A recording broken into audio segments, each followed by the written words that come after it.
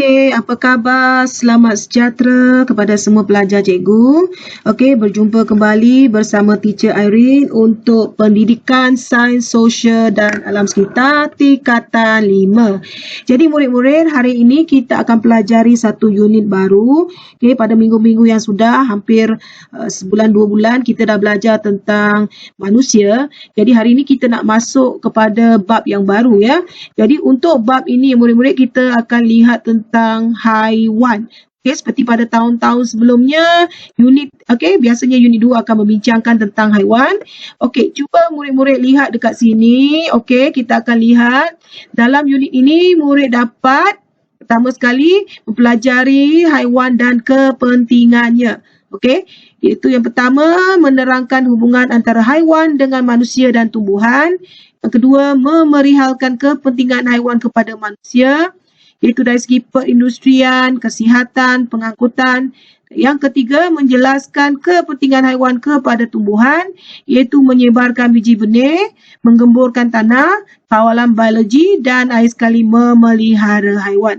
Jadi seperti mana yang anak-anak dapat lihat, murid-murid dapat lihat di sini, apa yang kita nak pelajari dalam unit haiwan ini kali ini adalah berbeza daripada tingkatan sebelumnya. Okey, kita akan pelajari lebih dalam lagi tentang ekosistem. Jadi kita lihat di sini secara pengenalannya, cikgu nak murid-murid lihat di sini gambar-gambar tentang haiwan yang ada di sini kalau murid dapat lihat. Okey, kita ada lembu, cacing, ayam, lepas tu buaya, ikan. Okey, kamu boleh lihat gambar-gambar ini. Okey. Okey, sekarang kita tengok apa yang kita nak lihat pada hari ini. Okey, haiwan dapat meneruskan kehidupan dengan saling bergantung antara satu sama lain. Okey, sebagai contoh, lembu makan rumput untuk hidup. Okey, kita semua tahu lembu memang makan rumput. Okey, tumbuhan apabila mati bangkainya pula akan dimakan oleh cacing. Okey, di dalam tanah. Jadi cacing pula akan dimakan sama ada oleh burung ataupun oleh ayam. Jadi begitulah proses kebergantungan antara haiwan yang dapat mengekalkan ekosistem di bumi ini. Okey, inilah yang kita nak pelajari pada hari ini. Nampak sesuatu yang agak sukar untuk difahami kan, apa yang dimasukkan dengan ekosistem tu. Jadi untuk mendapat maklumat dengan lebih lanjut lagi tentang ekosistem itu, kita akan lihat okey di sini. Okey, murid-murid diminta untuk menonton video ini. Cikgu akan berikan link video ini kepada murid-murid. Okey, jangan lupa untuk tonton untuk mendapatkan pemahaman yang lebih jelas tentang ekosistem ini, iaitu tentang haiwan, hubungan antara haiwan dan tumbuhan dan manusia. Okey, sekarang kita lihat dekat sini. Yang pertama sekali, kita semua tahu bahawa haiwan ini memberikan banyak kepentingan kepada manusia, iaitu sebagai sumber makanan, pakaian, pertanian, pengangkutan. Okey, manakala tumbuhan pula juga memerlukan haiwan sebagai ejen penyebaran biji, Jadi benda ni kita dah belajar masa di tingkatan 3 dan tingkatan 4. Jadi dalam tingkatan 5 ni kita nak lihat apakah hubungan antara haiwan dengan manusia dan tumbuhan. Okey, di sinilah kita dapat pelajari apa yang dimaksudkan dengan ekosistem. Apa itu ialah ekosistem? Ekosistem ialah interaksi antara organisma hidup dengan komponen bukan hidup yang hidup dalam habitat yang sama. Okey, maksudnya organisma hidup ini ialah benda hidup. Okey, komponen bukan hidup contohnya apa? Dalam hidup yang dalam habitat yang sama. Okey, dalam ekosistem ini organisma boleh dikelaskan sebagai pengeluar, pengguna dan pengurai. Okey, jadi di sini kita nak pelajari 3 istilah dalam ekosistem, iaitu pengeluar, pengguna dan pengurai. Jadi murid-murid boleh lihat di sini ekosistem dimaksudkan sebagai interaksi antara hidupan dengan alam sekitar.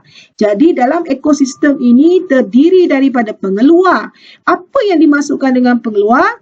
Tumbuhan yang menghasilkan makanan sendiri melalui proses fotosintesis. Jadi dalam satu ekosistem ini biasanya akan dimulai dengan pengeluar, iaitu tumbuhan.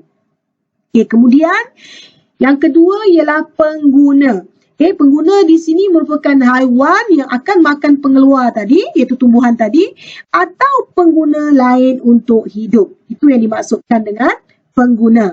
Okey, yang ketiga ialah pengurai.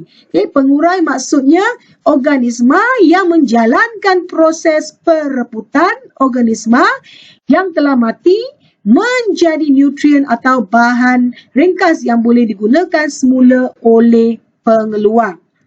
Contohnya lah, kalau bangkai kan sudah mati, dia akan jadi reput, okey, dan dia akan jadi baja sebenarnya kan, benda yang reput ni, okey, di dalam tanah. Okey, contohnya kita lihat di sini, pengguna ini pula kita boleh bahagikan kepada 3 kategori, iaitu pengguna primer, pengguna sekunder dan pengguna tertier. Okey, inilah istilah-istilah yang anak-anak akan belajar tentang topik hari ini. Okay, apa yang dimaksudkan dengan pengguna primer ialah haiwan yang hanya makan tumbuhan atau dikenali sebagai herbivore. Haiwan yang makan tumbuhan hanyalah haiwan yang seperti makan tumbuhan, contohnya apa? Kambing, lembu, itu contoh haiwan yang makan tumbuhan. Okey, apa lagi haiwan yang murid boleh fikirkan? Okey, yang kedua, haiwan yang pengguna sekunder ni pula, haiwan yang akan makan pengguna primer ni tadi, okey, yang makan pengguna primer terdiri daripada haiwan omnivore dan carnivore.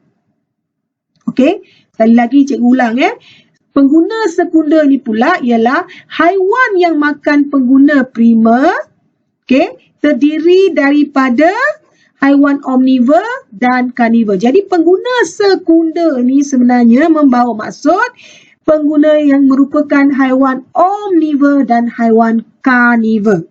Okey, tadi kita belajar haiwan herbivore. Herbivore dia makan tumbuhan. Okay, haiwan carnivore ni pula makan daging. Okey, manakala haiwan yang omnivore ini, dia boleh sama ada makan tumbuh-tumbuhan atau makan daging.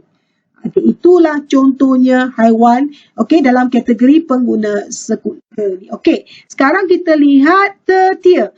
Tertier ni pula ialah haiwan yang hanya makan, haiwan yang makan pengguna sekunder ni tadi atau dikenali sebagai carnivore. Maksudnya pengguna tertier ini ialah haiwan yang makan haiwan sekunder ni tadi. Haiwan sekunder terdiri daripada haiwan omnivore dan carnivore. Jadi kategori haiwan tertier ni pula kadang-kadang kita boleh lihat dia haiwan makan haiwan. Contohnya harimau boleh makan haiwan lain kan. Contohnya singa pun boleh makan rusa dan sebagainya. Okey, dia memburu binatang lain. Jadi ini adalah contoh haiwan di bawah kategori pengguna tertier, iaitu dia makan binatang. Okey, iaitu haiwan carnivore. Jadi murid-murid, untuk topik ini ya murid-murid, hari ini tugas anak-anak murid ialah menyiapkan modul ini untuk minggu ke-7. Okey, berdasarkan apa yang cikgu huraikan tadi, cikgu akan bagi nota ini juga. Murid-murid cuba jawab dan isikan tempat kosong di dalam ini. Okey, di sini cikgu nak buat sedikit pembetulan. Saya mohon maaf ada kesilapan menaip di sini. Sebenarnya ini ialah tertier kan. Jadi dia berdasarkan yang ini. Haiwan yang makan pengguna sekunder atau dikenali sebagai carnivore. Jadi cikgu ada kesilapan menaip di sini minta maaf. Okey, sekarang di latihan ini murid kena namakan, cuba lihat belalang ini sama ada dia adalah haiwan primer, sekunder atau tertier. Jadi semua gambar-gambar ini murid boleh lihat dan murid tuliskan sama ada haiwan ini ialah primer, sekunder atau tertier. Jadi cuba tengok yang ini ialah helang, harimau, itik, arnab, ayam dan belalang. Jadi cuba murid fikirkan haiwan-haiwan ini sama ada pengguna primer, sekunder atau tertier. Jadi sampai di sini sajalah penerangan cikgu hari ini. Jangan lupa tonton video itu untuk mendapatkan maklumat yang lebih lanjut. Dan kita telah pun pelajari tentang pengenalan tentang hubungan antara haiwan dengan manusia dan tumbuhan. Pada minggu akan datang kita akan sambung lagi dengan lebih lanjut. Okey, untuk hari ni setakat ini kita lihat kepada latihan minggu 7 dulu. Walaupun sekarang kita dah masuk minggu ke-8, kita terpaksa buat latihan ini sebab hari tu kita dah banyak cuti kan. Okey, jumpa lagi di masa akan datang. Terima kasih semua.